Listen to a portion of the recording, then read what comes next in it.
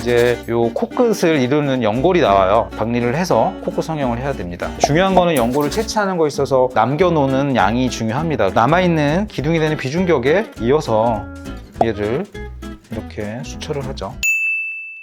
안녕하세요. BT 성형외과 이승호 원장입니다. 환자분들이 코 성형 상담을 할 때 어떻게 수술이 진행되는지 많이 궁금해 하세요. 저희가 말로 이렇게 설명을 상담시 드려도 전달이 어려울 수 있어서 오늘은 직접 우리 모의 코 성형을 진행해 보도록 하겠습니다.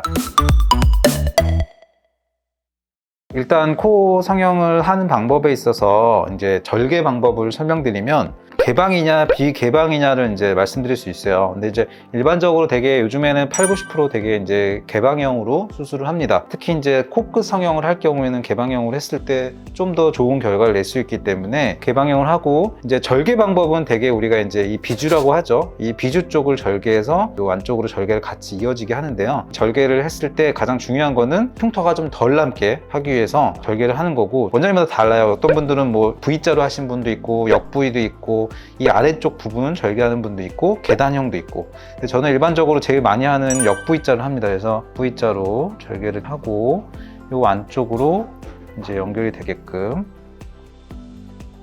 이렇게 절개를 하면 이제 요 코끝을 이루는 연골이 나와요. 그래서 바깥쪽 연골이라고 하기도 하고 알라카틀리지라고 해서 요 콧구멍을 이루는 돔을 이루는 연골이 나옵니다.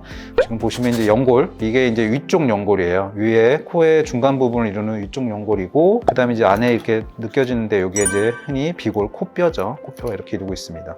우리가 이제 비중격을 한번 볼게요. 그래서 이제 수술을 할 때 우리가 코끝 성형에서는 연골을 써야 되죠. 연골을 쓰는데 이 비중격이 요즘에는 이제 코끝 연장을 할 때 가장 중요하기 때문에 박리를 해서 코끝 성형을 해야 됩니다.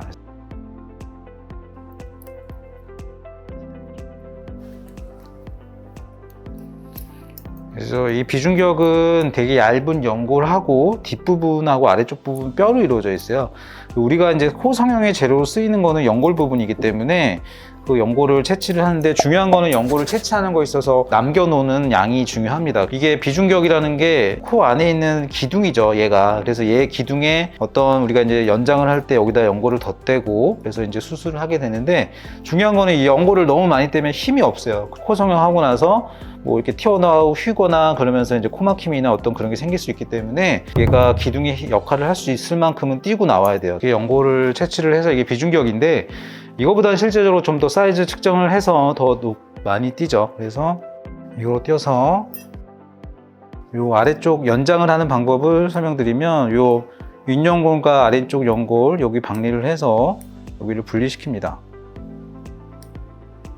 이 코끝을 이렇게 당겨서 코가 짧은 사람은 아래로 내리기도 하고 뭐 긴 사람은 위로도 올리고 앞으로 이렇게 높여주는 거죠. 이쪽으로 당겨서 이렇게 올린다 생각하시면 돼요. 이 비중격 연장, 코끝에 가장 중요한 거고, 어떻게 보면 그래서 이런 직선형의 연골로 이제 코끝에 연장을 하게 됩니다. 그래서 이 연골을 사용해 가지고 남아있는 기둥이 되는 비중격에 이어서 얘를 이렇게 수처를 하죠. 뭐 이 연장하는 방법도 또 원장님마다 다 다를 수 있는데, 저 같은 경우는 이제 숨 쉬는 길 막지 않게끔 대개는 위쪽으로 해서 저는 연장 기둥을 만들거든요. 연장을 해서 요 아래쪽 연골 그리고 새로 생긴 기둥에 이렇게 좀 이어서 수처를 한다 생각하시면 돼요.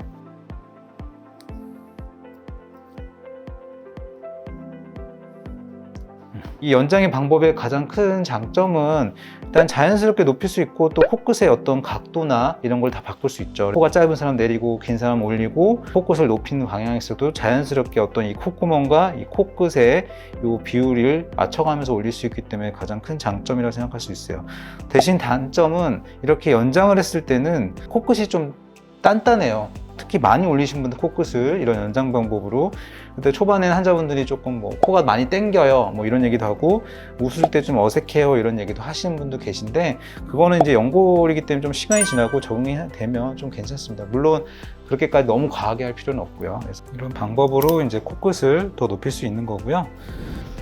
마지막으로 이제 코끝을 완성을 하고 코끝하고 콧등이 잘 이어지게끔 콧등에만 실리콘을 사용합니다. 여기 이제 보형물을 쓸 수 있는 재료는 이렇게 콧대에 실리콘을 쓸 수도 있고 보호텍스 이런 두 종류가 제일 많이 쓰이고 있고요. 자가 조직으로는 이제 자가 늑연골을 띄어서 콧등에 세울 수도 있고 아니면 이제 엉덩이 쪽에서 이제 진피 지방하고 같이 띄어서 높이는 수술에 사용할 수 있습니다. 그래서 일반적으로 제일 많이 쓰이는 실리콘을 한번 넣어볼게요. 그래서 코끝을 먼저 완성을 해요. 그래서 코끝의 어떤 높이나 각도 이런 걸 다 만든 다음에 저 같은 경우는 마지막으로 골막과 연골막 위쪽으로만 해서 콧대에 실리콘을 이렇게 삽입을 합니다. 이렇게 하는데 중요한 건 이제 코끝 여긴 다 카빙을 해요. 그냥 무조건 넣고 나오는 게 아니라 제가 만든 코끝과 요 코에 실리콘이 잘 이어지게끔 만들어서 넣고 임플란트를 넣을 때 중요한 거는 이 골막과 연골막 위로 해서 최대한 움직임이 없게끔 그렇게 잘 들어가야지만 되고 간혹 이제 재수술 상담 오신 보면 실리콘이 많이 움직이는 경우가 있어요. 그거는 이제 좀 이게 딱 정착을 잘 못했을 때 그래서 너무 높이 이 코에 어떤 이 임플란트 실리콘은 결국엔 코에만 들어가야 되는데 이 미간 코를 넘어가서 너무 높게 들어갔을 때나 아니면 반대로 너무 밑으로 내려와 있을 때 이럴 때 흔들릴 수가 있고 그래서 그런 걸 방지에 딱 맞게 저희가 확인하고 마지막으로 이제 요 수처를 하게 됩니다.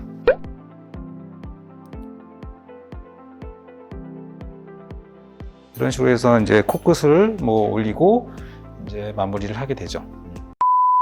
지금까지 모의 코 성형을 진행했고요. 혹시 코 성형에 대해서 궁금해 하셨던 부분이 조금이나마 도움이 됐으면 좋겠습니다. BT 성형외과 이승무 원장이었습니다. 감사합니다.